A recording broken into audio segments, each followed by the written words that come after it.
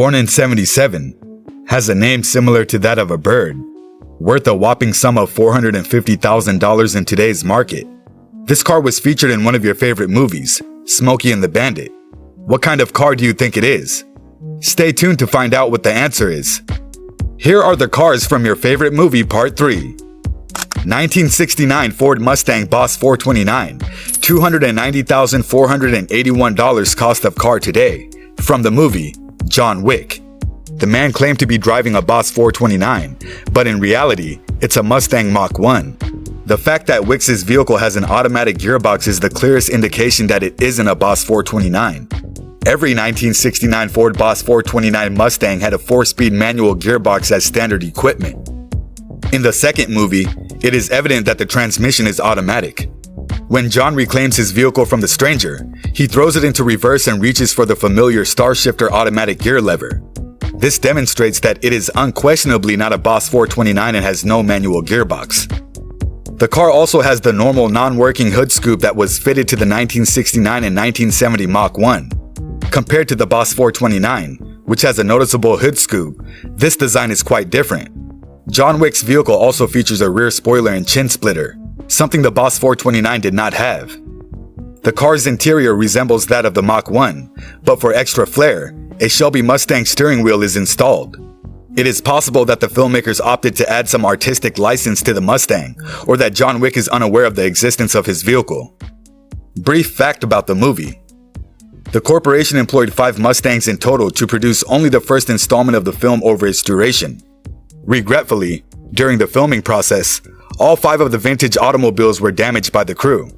Reeves is said to have done the majority of his feats in a vehicle, but he did smash one on his first attempt. The Mustang Mach 1 specs. Upon first inspection, it is clear that John Wick's vehicle is a 1969 Ford Mustang Mach 1. There's a B&M shifter on the automatic transmission. The car's inside is black, while its outside is a metal gray color. There are high-back chairs inside. The vehicle has rear deck lid spoilers, hood pins, a front chin, and twin rally stripe decals. The Wick's Mach 1 is equipped with Firestone wide oval tires and Magnum 500 wheels. The 3-spoke Shelby wood steering wheel is still in use. Overall, this Mustang Mach 1 is a noteworthy and distinctive vehicle due to its effect on the automotive industry and film, in addition to its remarkable specs. One of the most recognizable vehicles ever to appear in a Hollywood production is John Wick's Mustang. It looks well next to the Trans Am from Smokey and the Bandit, the Toyota Supra from the first Fast and Furious films, or James Bond's Aston Martin DB5. Similar to them, finding an original movie automobile is difficult, especially since they were all totaled during production. Nevertheless, if you would like to modify your Mustang Mach 1 to resemble the vehicles in the John Wick films, there are plenty of replica models and kits available in a similar manner. Remember our question in the beginning of the video? Let's see if you got the answer correct. 1977 Pontiac Firebird Trans Am, $450,000 cost of car today, from the movie Smokey and the Bandit. When Smokey and the Bandit debuted on the big screen in 1977, the story follows 2 bootleggers as they try to smuggle 400 cases of Coors beer from Texarkana to Atlanta. The movie was a sleeper blockbuster.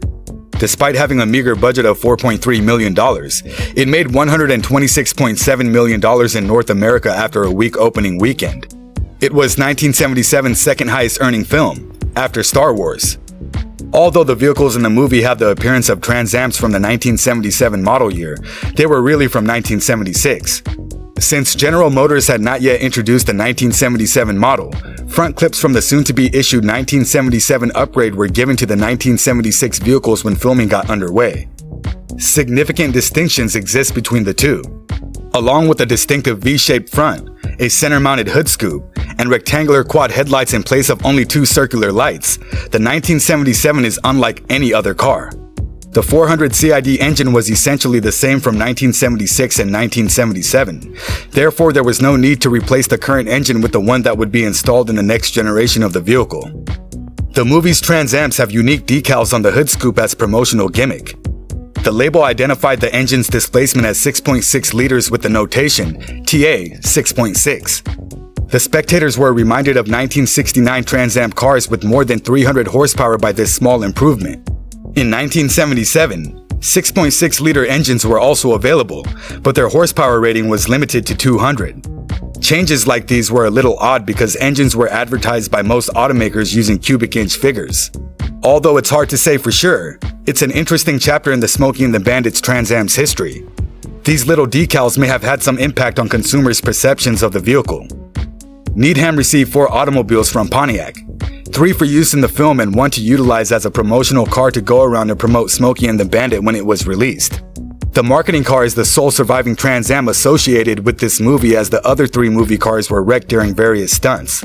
Needham was given 2 Pontiac Le Mans models to use as patrol vehicles in the film in addition to 4 Trans Ams.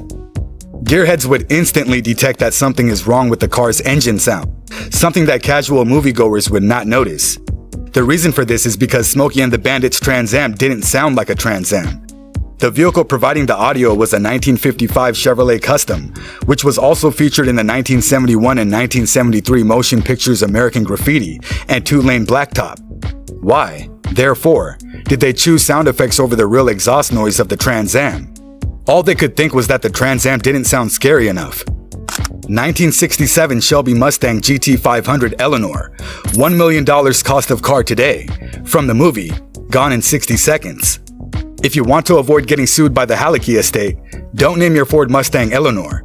Here's a brief synopsis for those who haven't seen the first film since, well, Nicolas Cage and Angelina Jolie are in the second one. When Hallecky supposedly acquired the Mustangs in 1971, he waited it out because he lacked the funds to restore them or sell them. By 1973, he had finally acquired the necessary funds and had customized his vehicles to resemble the 1973 Mustangs. Under the hood, the hero car, the one that performed the stills and soft shots, was kept stocked. The other, which Hallecky used for all of his stunts, required 250 man-hours to transform into the Mustang's rendition of Death Proof. The seatbelts and reinforced shoulder harness in the cockpit resembled a roll cage from a NASCAR.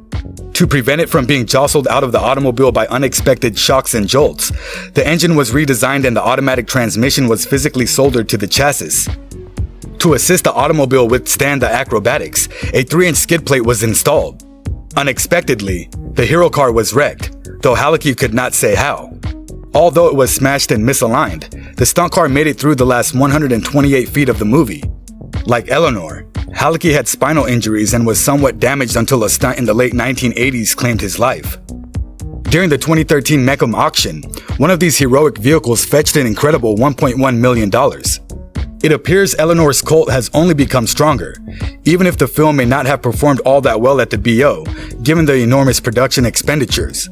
Following a 7-year lapse in value, a further one of these heroic movie automobiles brought in $852,000.